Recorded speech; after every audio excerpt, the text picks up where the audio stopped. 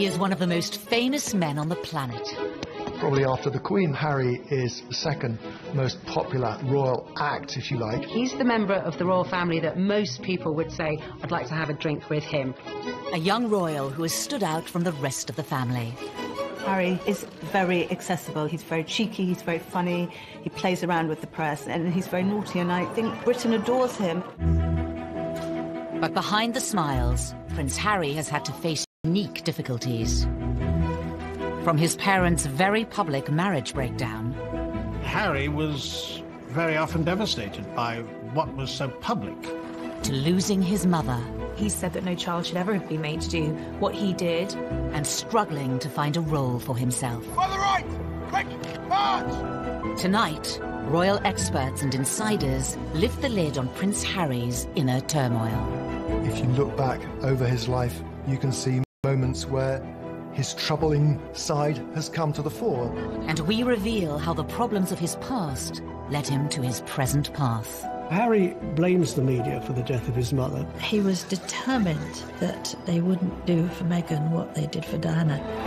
Living a life of privilege, are some of Harry's issues first world problems? Or has he been expected to suffer in silence in an institution famous for keeping a stiff upper lip? I think he's very warm, I think he's very fun-loving, but I think he's also quite troubled, and he's quite open about that. He is quite conflicted when it comes to balancing his private and public life, and really always has been. He said he wants to be ordinary. He can't be ordinary. He is a member of the royal family.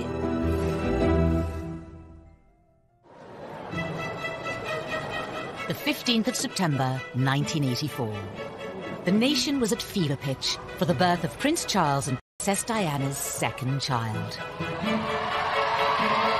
Britain loves the birth of a royal baby. Charles and Diana were hugely popular, and everybody wanted to see whether they were going to have a little girl or a little boy. Crowds were gathering outside the hospital, outside the gates of Buckingham Palace, and they wanted to see who was going to be on the tea towel. The guy was christened in this. Looks remarkably well displayed. From the beginning, the spotlight was on the young Prince Harry. For Diana to have another child in fairly swift succession was, of course, joyous. And then when the child grew up and had ginger hair, and I think even from an early age has been quite cheeky with photographers and seemed to be quite contrasted to William in his temperament, there was, of course, excitement about him. When it comes to dealing with the press, Hung out at the press totally endeared him to the public, because people thought, here is a royal who's not one of the sort of stuffed shirt automatons. Here's a royal who seems to have a lot of personality, even as a little child. Some labelled it as cheeky, some as rude. Most people thought it was delightful. It was quite endearing when he was a young boy, really came to colour the way his views of the press were shaped. Harry's role in the royal family wasn't just a brother for William and another son for Charles and Diana. On paper, Prince Harry's start in life was incredibly privileged, incredibly lucky, but actually in reality, being born as the younger brother of the future King of England is a very difficult position to be born into. Of course, known rather unkindly as the spare. I think being the spare to the heir is a role that inherently has problems attached with it. You know, if you look at the heir, if you look at Prince William, his role has always been defined. What he's going to do has always been clearly outlined. Harry, like spares historically in the royal family, has had to find a role for himself. To some, Prince Harry grew up in the shadow of a brother destined for the throne. He was always less than his brother. The late Queen Mother used to invite Prince William over for tea and talk to him about his future, and not invite Prince Harry. The Queen Mother always made sure that Prince William was seated in a prominent seat next to her, and Harry never was. Diana would take the two boys to Highgrove in Gloucestershire. And on this particular occasion, Diana was driving. I was sat in the front, William and Harry in the back. You know, they clearly got off to a bad start because they were both arguing before we even left. Harry out of nowhere just said, William, you know, one day you'll be king. I won't. It doesn't matter. Therefore, I can do what I like. You can take that comment two ways. It can indicate envy, if you like, that William's got this great future as king, but also there's an element of, I'm free. I'm going to be able to choose my own role in life. While the young princes may have been aware of their unequal positions, their parents were determined to raise them the same way.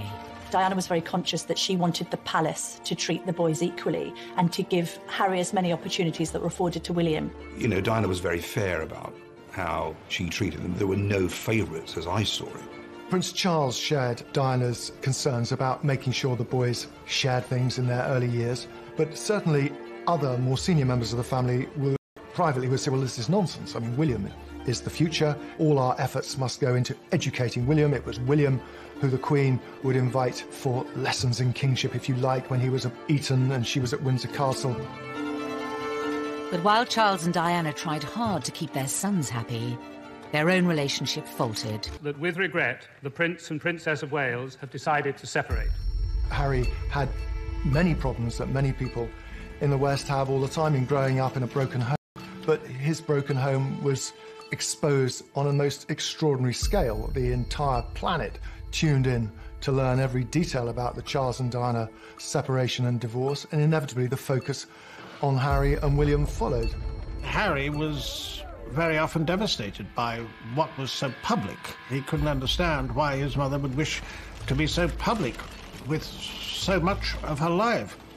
Harry was always the baby of the family, and whether it was at school or whether at home, every effort was made to shield him from the newspaper headlines and to protect him from his parents, who really, by that stage, were in a pretty bad way. The War of the Waleses saw Charles and Diana's separation and divorce play out on the front pages and to TV audiences of millions. For the children to hear both parents to come on television at separate times, to admit to having affairs and to admit to how happy they both were when these kids were at boarding school. Can you imagine how cringe-making it must have been for them? Highly embarrassing. And I don't think that makes them secure. In later years, Harry would admit his parents' divorce left him feeling like he didn't spend enough time with either of them. I think Harry found it quite difficult kind of being shared between parents and spending some time at Kensington Palace with Princess Diana and then going to Clarence House and then to Highgrove, his father's property in Gloucestershire. In this sense that he didn't really have a permanent home was difficult for him. The divorce was finalised in 1996. A year later came a far bigger blow for the royals, and especially for Harry, at the age of just 12. We have reports from Paris that Diana, Princess of Wales, has been killed in a car accident. Harry really did feel the loss of his mother. Being the youngest, he was, as much as William was close to his mother, he was probably a little bit closer.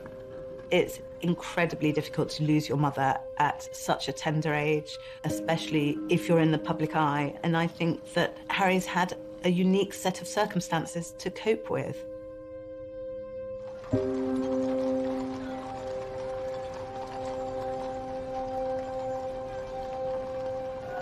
Less than a week after Diana died, her funeral was watched around the world by around 2.5 billion people. I don't think anyone will ever forget the sight of Harry walking behind his mother's coffin. So small, so young, so grief-stricken. But this is part of it's been very difficult for him. There's a mantra within the royal circles that you do not wear private grief on a public sleeve. And they were incredibly brave in the way they presented themselves. All around them, people were caterwauling, weeping, wailing, and anybody hearing that would break down. But no, they didn't. Which was actually very selfish of most people, because somewhere in amongst all that national outpouring of grief, the private grief of the boys got lost. Ever since Diana's death, Harry has been in no doubt about who he blames for the tragedy. I think it was inevitable that Harry blamed the press for the death of his mother. In fact, it was much more grey. There were a lot of photographers outside the Ritz Hotel. But both Diana and Dodi chose to go out that evening. Being part of this family in this role, in this job, every single time I see a camera, every single time I hear a click, every single time I see a flash, it takes me straight back. So in that respect, it's the worst reminder of her life as opposed to the best. For 2 decades, Harry said very little about losing his mother. But in recent years, he has lifted the lid on the emotional turmoil he's been experiencing. He's said that no child should ever have been made to do what he did. The experience of that, the trauma of losing his mother, has culminated in years of personal crises for the prince, something that he's struggled with in adulthood. And I think having spoken so openly and courageously about the impact that losing his mother had on him, we now do have some understanding on just how much that has shaped him. Harry revealed he had been seeing a mental health professional to help him with his grief. It was a big surprise when Harry came out and said he'd had these mental welfare problems, the fact that he'd sought help, treatment. We learned that it was William who had not forced him, but said, you've really got to get some help here. We also learned that he'd taken up boxing to try and control his aggression, and the aggression was a consequence of his mourning, and he was still dealing with his grief over his mother's death. But it would take nearly 2 decades for Harry to seek help. In the years after Diana's death, the young prince would deal with his troubles in a very different way. The sadness and the grief would make him behave in a very inappropriate way. He had problems with excessive drinking and also problems with drugs.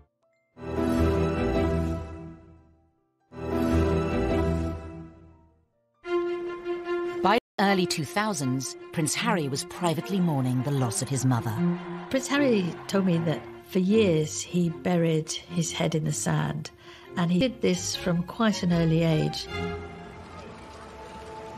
But in public, he was gaining a reputation. The party prince, the playboy prince, the hard-drinking prince. The first time I ever met Prince Harry, he was at a nightclub. It was the year of his A-levels. He was meant to be at home revising, and he was at the Kensington Roof Gardens, knocking back vodka shots, smoking Marlboro Lights, surrounded by a group of gorgeous blondes. That was Prince Harry. Harry's wilder side had emerged even before reaching his A-levels. A newspaper had been passed details about Harry drinking, being involved in lock-ins in local pubs, and smoking cannabis on occasions too. You can really understand how a lonely, privileged, unhappy prince would end up drinking and smoking and taking cannabis to fill those hours and to hang out with people who he thought really liked or even loved him. 16-year-old Harry was made to visit a drug rehabilitation clinic by Prince Charles to educate him on what could happen if he didn't change his ways. But just a few years later, it wasn't country pubs Harry was visiting. There had been a series of photographs of Prince Harry falling out of nightclubs late at night with various girls and all the rest of it. He was clearly in party mode. In 2004, Harry had an altercation with a photographer while leaving a West End nightclub. There are two sides to that story. On one hand, the photographer saying that Harry lunged at him, possibly after a few beers, and the palace saying that the photographer had knocked him with his camera. Was this kind of behaviour just part of growing up? Or did his troubles run deeper? Harry's naughtiness was sometimes just boyish, but other times was really a symptom of his deep grief. It was outlets for his despair, I think. Everything he did was always going to be examined with microscopic detail. He couldn't, in other words, get away with the kind of things that many of his teenage friends could. It was obviously also storing up that sense of resentment that Harry came to have against the media. No one's making judgments, you're just being reported. And actually, some of this has helped to fuel your popularity. People love a royal rebel at the end of the day. Regardless of public opinion, Harry has been open about his feelings towards the media. He admitted to reading coverage about himself when he turned 21. They still upset me and I still read them. Why, I do not know, but I have to read them just for peace of mind, just to know what they've written. And to see who wrote it and see who took the photographs, write that down for later.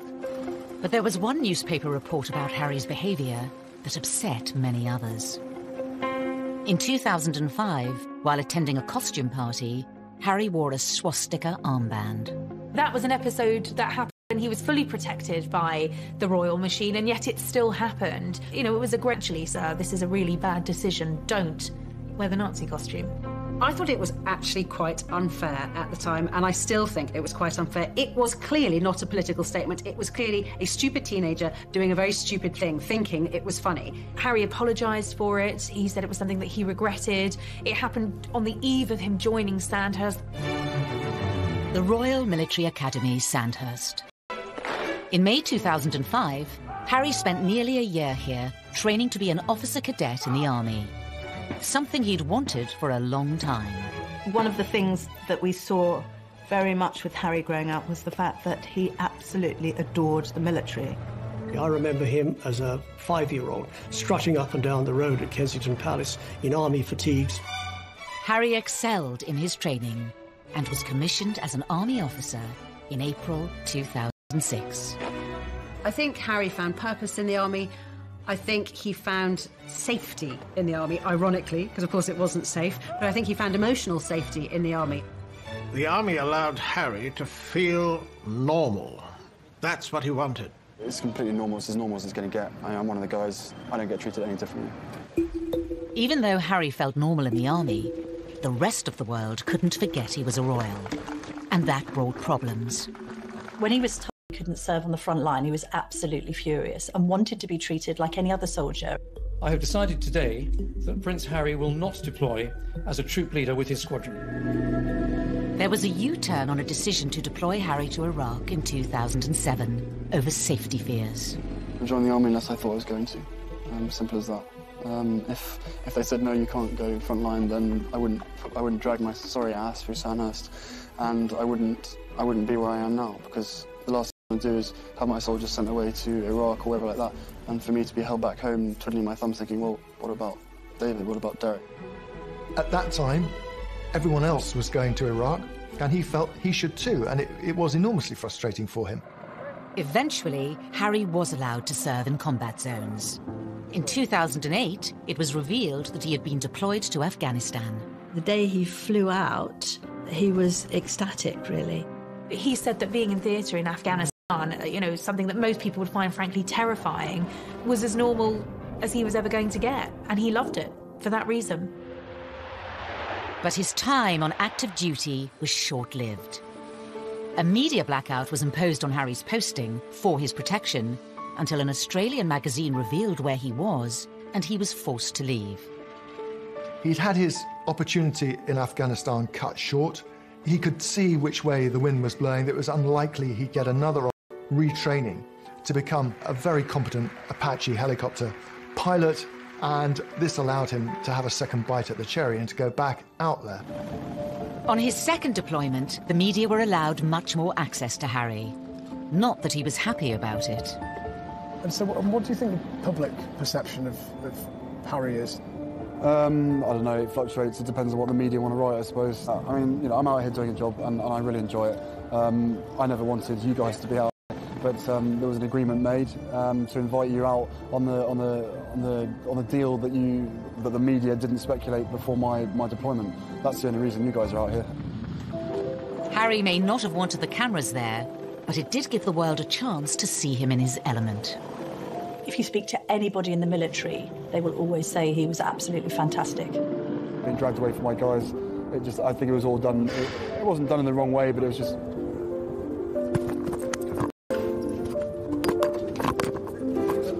This was Harry doing what he did extremely well, but also doing what he was always keen on doing. In January 2013, Harry returned to the UK after a successful deployment, but there were questions over what was next for him.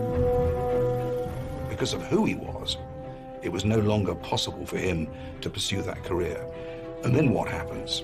He's left really without a job, without a purpose. He was doing something he felt comfortable with. The army, and anybody who has made a career in the army would tell you military is family, and he felt at home. There was camaraderie. And by the time he got out, he was a little bit lost because he really didn't know what to do, and that winds back to the spare. There is no defined role for that spare. Because he certainly wouldn't contemplate an army desk job. He's not the type of person who would fit in to that, and therefore there was a huge question mark, what would he do next?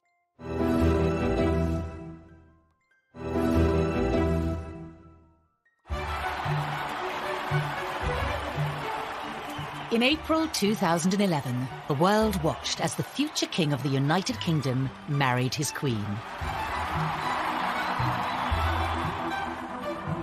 Best man Prince Harry was by his brother's side as William officially settled down.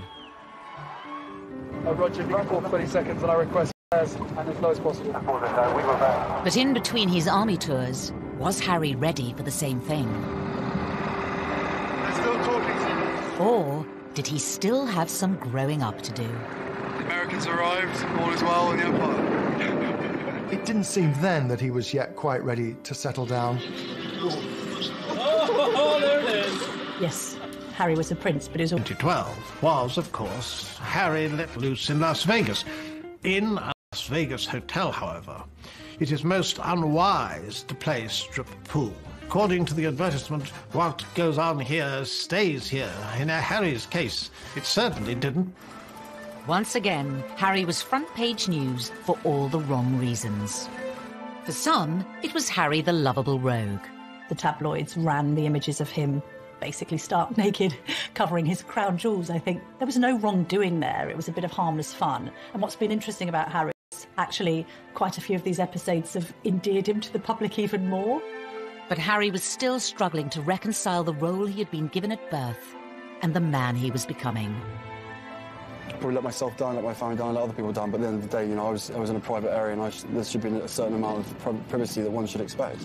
But, you know, it was probably a classic example of me probably being too much army and not enough prince, is a simple case of that. After Harry's second tour of Afghanistan, he found a way to combine being a prince with his passion for the military. Your stories move, inspire and humble us. You prove that anything is possible if you have the will. Welcome to the Games. Welcome to Invictus. He founded the Invictus Games, helping disabled and wounded men and women from the services.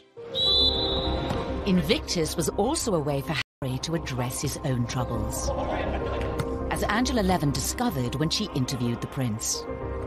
I said, well, my first question, Your Highness, is that I've seen you on so many occasions with people who are damaged, with young teenagers, ex-servicemen and women, and you are completely brilliant with them. You know what to say and the way to say it. And I wondered whether you were using these occasions to also help yourself with your own mental health issues.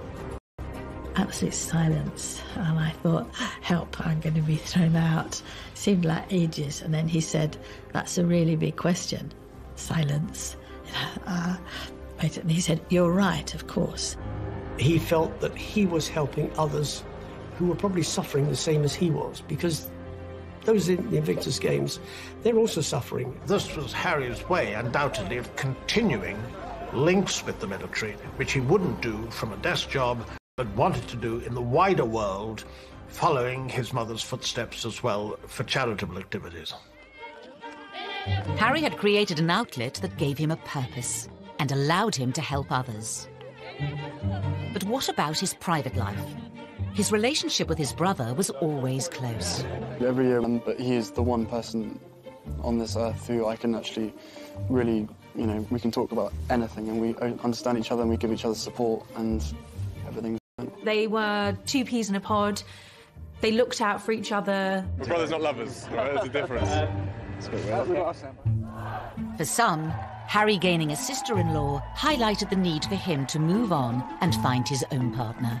Inevitably, there was sort of a little bit of gentle mockery about him as a sort of the third person in the marriage of William and Kate on this occasion, of course, because they were so close, they did things together. There's an awkwardness to that scenario, a couple trying to carve their own path as newlyweds, and then a prince who's got a great deal to offer, and which takes precedence and who's more popular when it comes to the press, and how does that work in tandem? So I think there was always friction in that regard with the three of them. Ladies and gentlemen, on behalf of the captain and crew, welcome aboard this flight. We hope you enjoy flying with us. Before takeoff, we would like to encourage all passengers to watch our cabin crew display the safety features of the aircraft.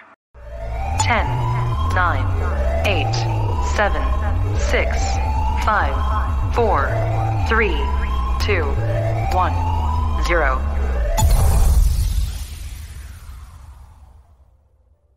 Welcome to the club.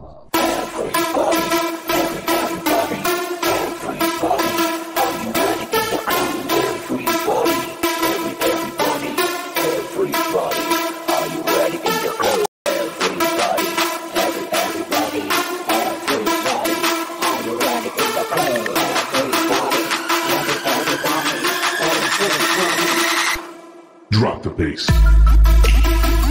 I think what changed things for Harry was William having his own children and Harry looking on at Kensington Palace where they were neighbours and thinking that he probably wanted that for himself. It's fantastic to have another addition to the family. I only hope my brother knows how expensive my sitting charges are. It was always inevitable that Harry was going to want to live his own life. Put some effort in. It's the wizard, never the wand. But for Harry, finding a princess of his own would prove difficult. The first love, Chelsea Davy, the girl that he met in South Africa, who he fell head over heels in love with, she had 8 years to look into the goldfish bowl of royalty and to realise absolutely this wasn't the life for her. He lost Chelsea because she didn't like to be in the spotlight. Harry was disappointed, but he was very much younger. Relationship with Cressida Bonas, who was a budding actress. And she, too, didn't like the idea of media intrusion. Media's got a knack of destroying relationships, and she didn't like media intrusion and really didn't want to pursue her acting career, and she walked away. For years, Harry was troubled by his position and the scrutiny that came with it, which would scare women away. It's quite sad when he's one of the world's most eligible bachelors and at the same time not seeming to be able to find somebody who will take on the job of being in the public eye. There is this sense that they loved him but didn't love the idea of being royal. Meghan Markle entered Harry's life, offering him a genuine chance at happiness. After rumours of a relationship, the pair appeared in public together for the first time in September 2017 at the Invictus Games in Toronto. Meghan was different in many ways. She had a degree of fame and had lived through that herself. She was incredibly accomplished as a public performer, as an actress. It gave her great confidence. She seemed incredibly secure herself, and she was that much older than these girls that had gone before. She'd also, of course, been married, which added an entirely different layer to the relationship. Good grief, you know, Prince Harry is punching above his weight here. There's this amazingly glamorous American actress. When I walked into that room and saw her, and there she was sitting there, I was like, OK, well, I'm going to have to up my game. It was almost as if she was a ready-made royal and therefore a perfect fit for him. In this strong, striking, confident woman, there was actually someone who was very capable of handling the pressure and the scrutiny of being in the public eye. That was something that neither of his two girlfriends had been willing to take on. But the scrutiny would soon affect Prince Harry and his new girlfriend. He issued an unprecedented statement saying, Meghan Markle has been subject to a wave of abuse and harassment. I did not have any understanding of just what it would be like. I don't think either of us did that. We both said that, even though we knew that it would be. Yeah, I tried to warn you as much as possible, but I think both of us were totally surprised by the reaction after the first 5-6 months when we had to ourselves. You could see that the old thorny issue of Harry's relationship with the press was raising its head again. Quite a lot of the press was very, very charged about her background, headlines like kind of straight out of Compton and all of this kind of thing. There was quite an unpleasant tinge to it. There has been some very negative publicity. Not everything that was troubling Prince Harry was in print or written by journalists. Horrible, horrible stuff on social media, and I'm sure they weren't scrolling through it all the time, but you will see this stuff. You know, they're modern young royals. Of course they're going to be on social media. This time, though, the relationship survived. Harry asked Meghan to marry him. What were we doing? Just roasting chicken and having Trying to roast a chicken. Trying to roast a chicken, and it was just an amazing surprise. It was so sweet and natural and very romantic. He got on one knee. Having watched Harry grow up, the public saw this as the moment to put his past behind him. They wanted Harry to be happy. They adored Harry, and they wanted him to be content and find the right person. Well, I think that the country were overwhelmed with happiness for Harry, and it all came back to the little boy at his mother's funeral, And then later his heartbreaking confessions about how upset he'd been and how he'd struggled with demons for years, coming to terms with the grief of the loss of his mother. And then he should find this remarkable young woman who has such a different background from him, whom he was so clearly in love with. But was this the beginning of a fairy tale, or the start of another difficult chapter for the already troubled prince? Things were said and done in the run-up to the wedding that both sides regret, but had caused irreparable damage.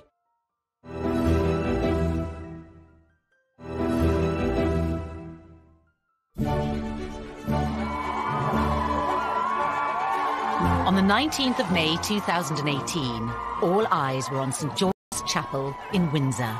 The wedding day was wonderful. Meghan looked beautiful in her dress. Harry couldn't have looked happier.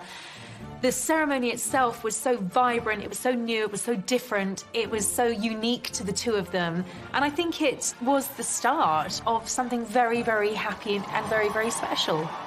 Nobody can deny that the wedding day itself was sparkling. It was magic. It was like Disneyland.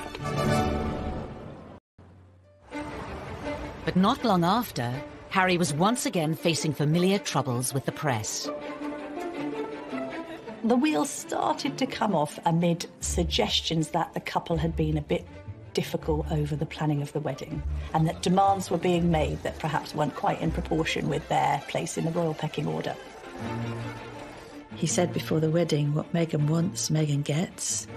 And I think he defers to her a great deal. She's a very confident, articulate woman who's done very well for herself, because she's never been a member of the royal family. But she won't be confined by protocol. The level of perceived criticism against Meghan is something many say has had a profound effect on Harry. He saw echoes of what had happened with his own mother and thought, I'm going to speak out about it. And I know a lot of the press were very, very angry about this. So people were saying, how dare he have the temerity to break this code, that you would never, ever complain. But unlike other members of his family, Harry has not always observed the royal code of silence. After the birth of his and Meghan's son Archie, he became even more defiant. I will always protect my family, and now I have a family to protect. Everything that she went through and what happened to her is incredibly raw every single day, and that's not me being paranoid, that's just me not wanting a repeat of the past. And if anybody else knew what I knew, be it a father, be it a husband, be it anyone, you'd probably be doing exactly what I'm doing as well. I think Harry fears that there will be parallels between his own relationship and that of his mother, and he's very keen to protect Meghan and Archie. I mean, I have the two best guys in the world, so I'm really happy. Harry is so protective of Meghan because of his mother and this idea that he doesn't want any other woman in his life going through what Diana went through. The trouble is with that is he has rewritten history somewhat, because although there was undoubtedly a hounding of Diana, there was also a manipulation of the press.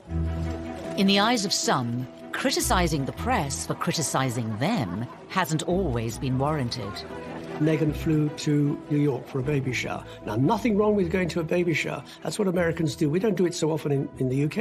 But she flew over a private jet. What's wrong with a commercial jet? They went to Ibiza and the south of France in private jets. What's wrong with commercial flights? And that's when they were getting criticised, because they'd been preaching climate change, they'd been preaching the environment, they'd been preaching global warming, and doing all the things that they shouldn't be doing. Everybody deserves a critical word written about them. Nobody should be above reproach.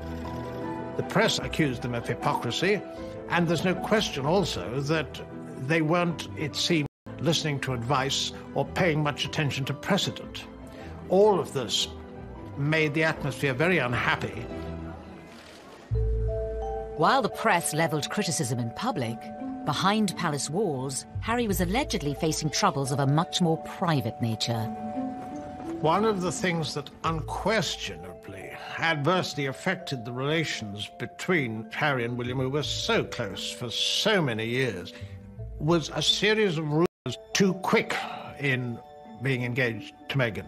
There was a brotherly discussion, which I think was voiced out of concern from William, but was misinterpreted as a lack of support. Things were said and done in the run-up to the wedding that both sides regret, but had caused irreparable damage. Was Harry losing the one person he could trust? The brother he was so close to throughout the troubles of his childhood? There are also clearly unresolved issues and a distance between the two brothers that has never been there before. In 2019, the brothers split their royal households.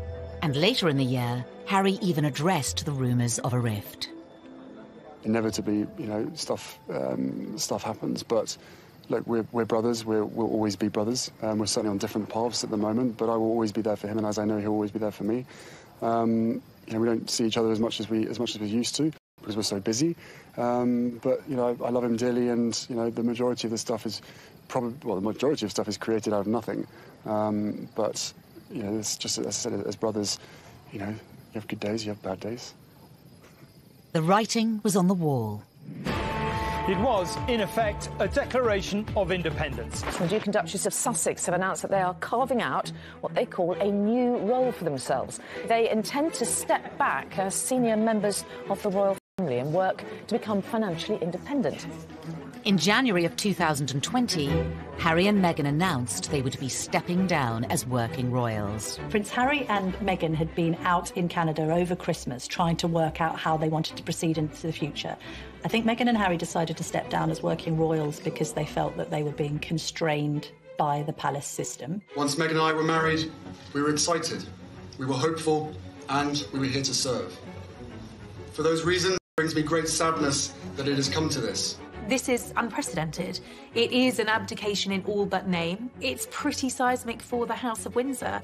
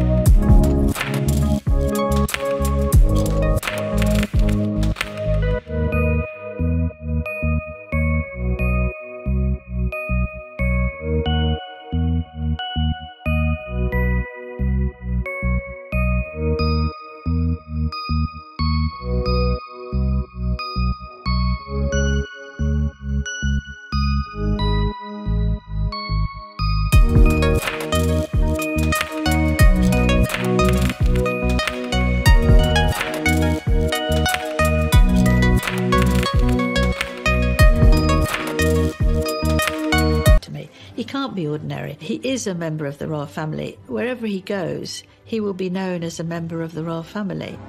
It's still unclear how the couple's new life, away from palaces and courtiers, will pan out. The Queen has made it very clear that she would always welcome him back, and arrangements where they have to drop the titles and not receive the sovereign grant and all these restrictions are only for a year.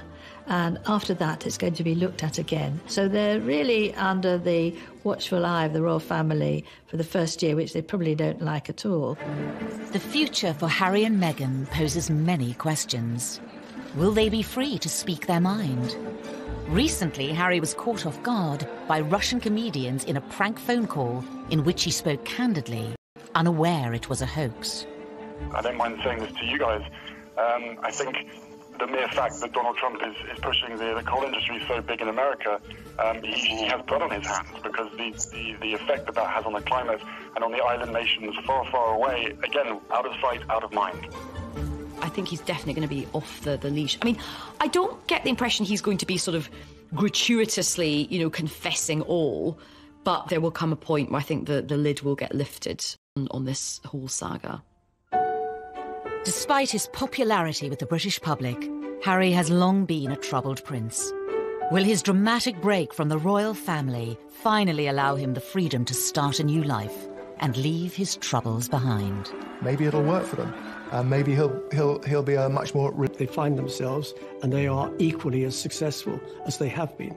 There is a great sense of loss, that this is Britain's loss, this is the royal family's loss at the end of the day, and it's North America's gain.